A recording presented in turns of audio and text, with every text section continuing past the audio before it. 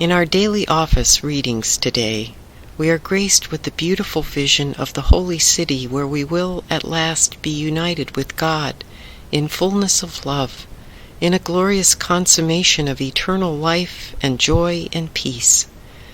Death will be no more.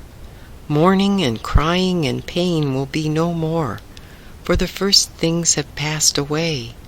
See, I am making all things new. This passage speaks deeply to our longing right now, for as we wearily limp through the 20th month of the COVID pandemic, we are weighed down with grief. So much has been lost. There is so much heartache, so much to mourn. The shadows of our losses, the shroud of grief and despair, seem to loom over every aspect of life these days.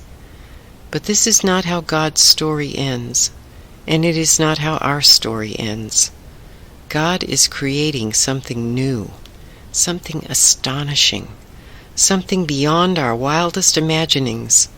God brings hope out of despair, new beginnings out of painful endings, and new life, eternal life, glorious life, out of the deep darkness of death.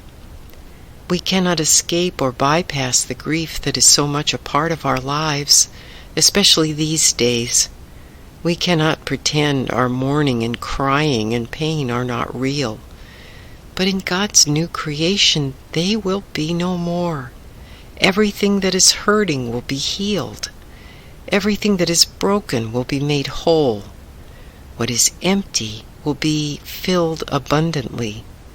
God is making a luminous new heaven and a new earth flowing with water from the spring of life. In this wondrous, beautiful vision, we behold a hopeful promise of the destiny for which God created us.